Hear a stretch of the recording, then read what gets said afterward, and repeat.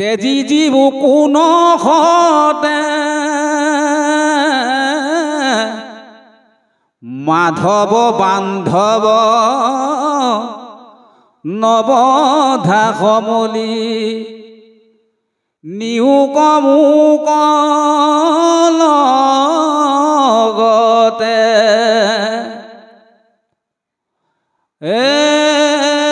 এহি বুলি পাৱে পৰি একানন্ত অনেক কাৰুণ্য ভাৱে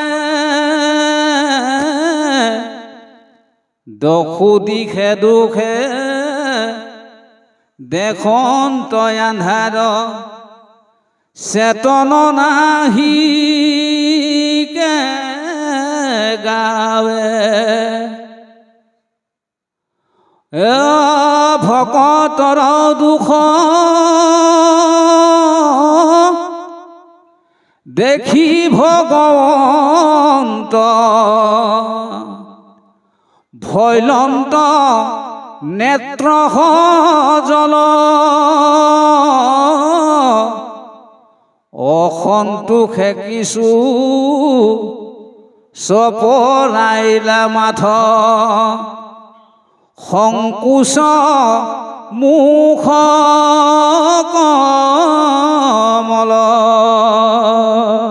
কৃষ্ণ কৃষ্ণ গুৰু শংকৰ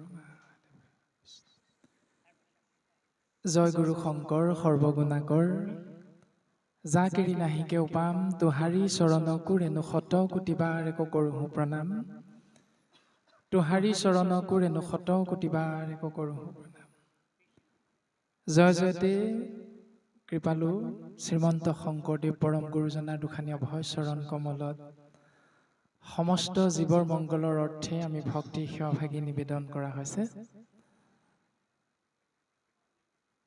আমাৰ অতিকে শ্ৰদ্ধাৰ আজিৰ এই অনুষ্ঠানভাগীৰ মুখ্য ব্যাখ্যাকাৰ অনিল তাঁতী বাপজনাকে মুখ্য কৰি আমাৰ সুহৃদ পাঠাচাৰ্য প্ৰভুজনা আৰু লগতে আপোনাসৱ নিৰ্গুণ নিৰাকাৰ কৃষ্ণ তত্বৰ সগুণ সাকাৰ ৰূপ শ্ৰী চৈতন্যমূৰ্তি ভকত ভাগৱত নৰৰূপী নাৰায়ণ সবাৰো শ্ৰীচৰণত আমি মান্য অনুসাৰে ভক্তিভৰা সেৱা আৰু শ্ৰদ্ধা নিবেদন কৰা হৈছে। পৰিৱেশ পৰিস্থিতিৰ বিষয়ে আপোনাসৱ সমস্ত জনাৰে জ্ঞাত। সকলো ঈশ্বৰৰ ইচ্ছা যে যেহি কৰে ঈশ্বৰে সেহিহে সত্য হৈ ঈশ্বৰে যি কৰে সেয়াই হ'ল সত্য সেয়াই হ'ল সঁচা আৰু এই সত্য বা সঁচাক আমি মানি লোৱাটো হ'ল এক সত্য।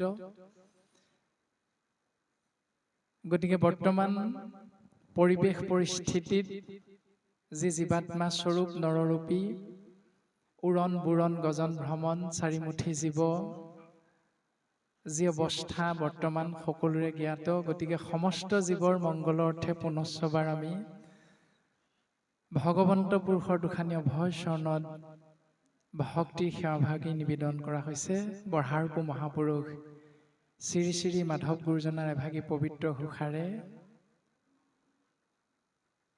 প্ৰভু ভগৱন্ত অনন্ত ঈশ্বৰ প্ৰপন্ন জনতাৰণ তুমি প্ৰিয়তম পৰম দেৱতা জানিয়া লৈলো শৰণ তুমি প্ৰিয়তম পৰম দেৱতা জানিয়া লৈলো শৰণ জানিয়া কৃষ্ণ অ হৰি অ ৰাম কৃষ্ণ।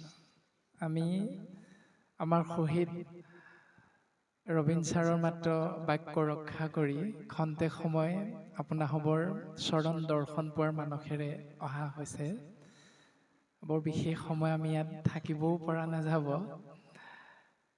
তথাপিতো আমি যিকণ সময় থাকিম এই সময়কণত মাত্ৰ দুই এটা কথা অৱগত কৰিব বিচৰা হৈছে। সেই কথাকেইটা হয়তো শাস্ত্ৰৰ মাধ্যমৰ মাজলৈ যাবগৈ পৰা নহ'বও পাৰে।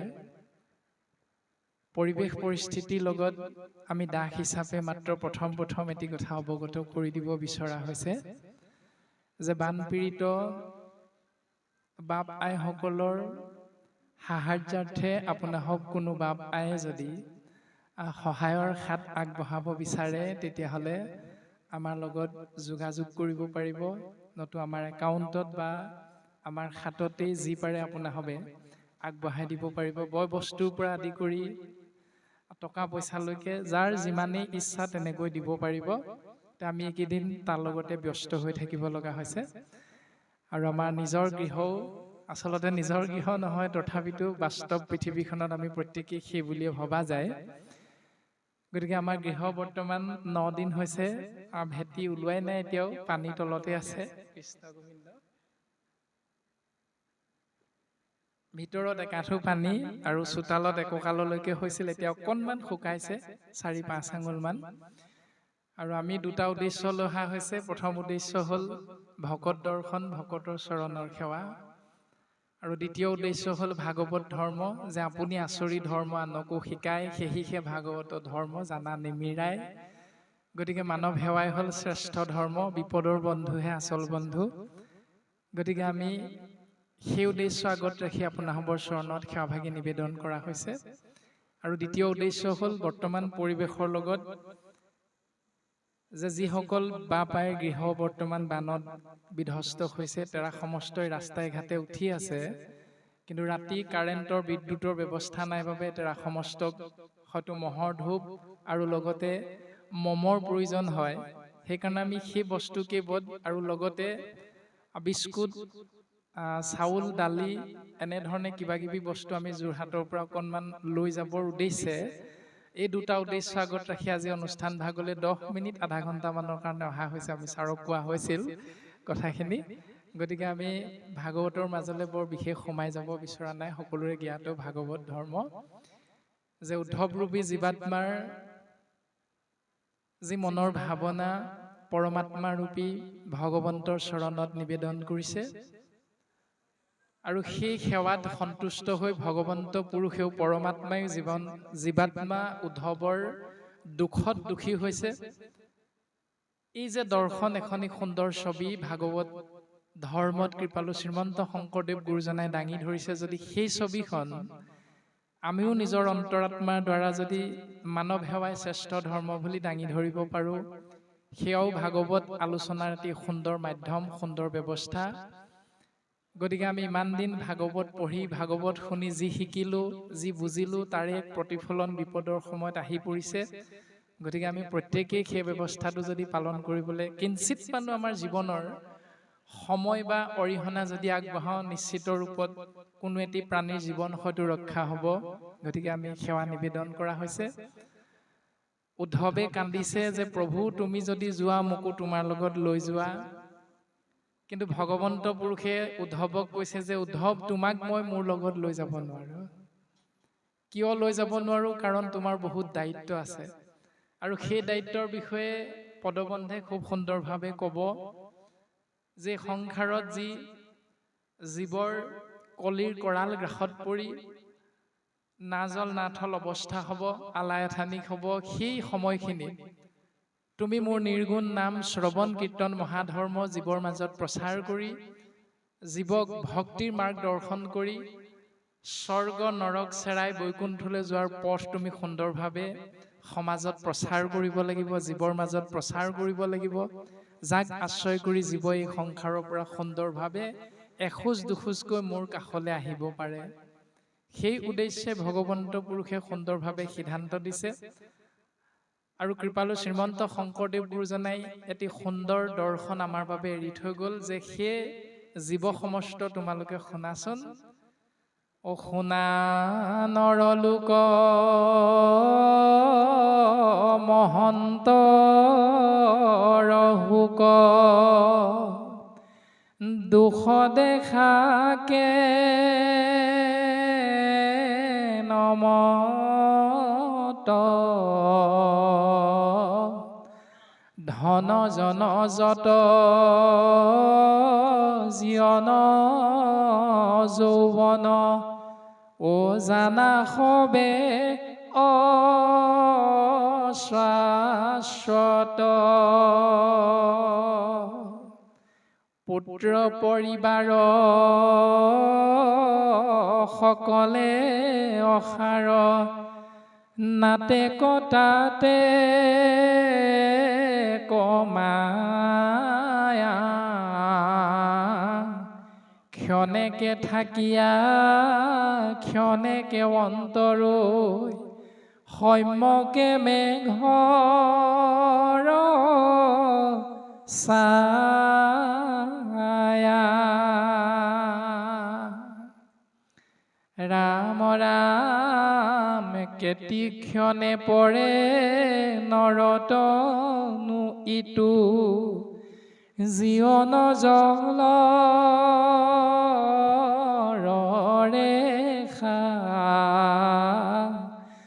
সততে চিনিতিও কৃষ্ণৰ চৰণ মৰণ ভূনে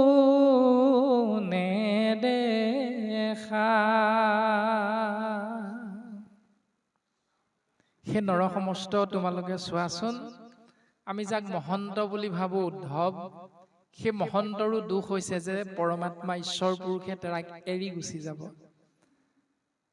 তেনে ক্ষেত্ৰত আমি কলিৰ মলমতি মনুষ্য মাথোন যে আমাৰো যে দুখ হ'ব এইটো স্বাভাৱিক গতিকে সেই দুখৰ পৰা পৰিত্ৰাণ পোৱাৰ একমাত্ৰ উপায় হ'ল পৰমাত্মা ঈশ্বৰ পুৰুষৰ চিন্তাত পৰমাত্মা ঈশ্বৰ পুৰুষৰ সেৱাত নিজকে আগবঢ়াই দিয়া আৰু সেই পৰমাত্মা ঈশ্বৰ আন কোনো নহয় অৰ্জুনক সম্বোধি বুলন্ত শ্ৰী হৰি কলিত বৈষ্ণৱে বিষ্ণু জানা নিষ্ঠ কৰি কলিযুগত হ'ল ভকতি ভগৱান বৈষ্ণৱে বিষ্ণু নৰেই হ'ল ঈশ্বৰ গতিকে নৰেই যদি ঈশ্বৰ বুলি আমাক শাস্ত্ৰই সিদ্ধান্ত দিছে সেই নৰৰূপী নাৰায়ণৰ সেৱাত আমি নিজকে আগবঢ়াই দিয়াটোৱে হ'ল ভাগৱত ধৰ্মৰ মূল দৰ্শন গতিকে দুখ সুখ এইবিলাক হ'ল জীৱনৰ চিৰ লগৰীয়া ধন জন যত জীৱন যৌৱন এই সকলোবিলাক হ'ল মিছা যাক কোৱা হৈছে অশাশ্বত পুত্ৰ পৰিবাৰ এইবিলাক হ'ল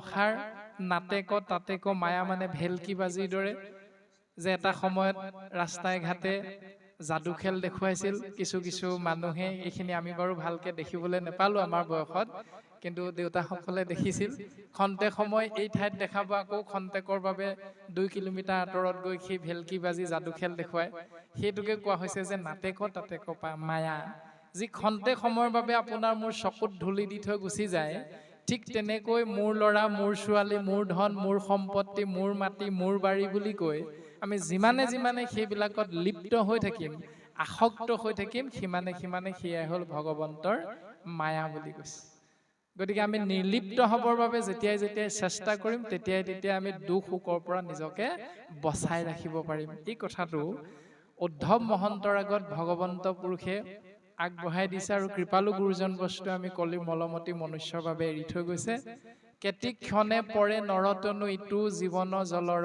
ৰেখা সততে চিন্তিও কৃষ্ণৰ চৰণ মৰণ এভো নেদেখা যদি প্ৰত্যেক মুহূৰ্ততে ঈশ্বৰ চিন্তাত মানৱ সেৱাত উৰণ বুৰণ গজন ভ্ৰমণ চাৰিমুঠি জীৱই আমি ইটো জীৱই সিটো জীৱৰ সেৱাত যদি নিজকে খন্তেক সময়ৰ বাবে জীৱনটো আগবঢ়াই দিব পাৰো তেতিয়াহ'লে মৰিলেও সেইজনৰ জীৱন ধন্য বুলি শাস্ত্ৰই সিদ্ধান্ত দিছে ৰাম দেৱে তীৰ্থে যাক তাৰিবে নোৱাৰো পাতে কত গইলা তল হৰি নাম পাইলে তেখনে উদ্ধাৰে দেখা ভকতি ৰবল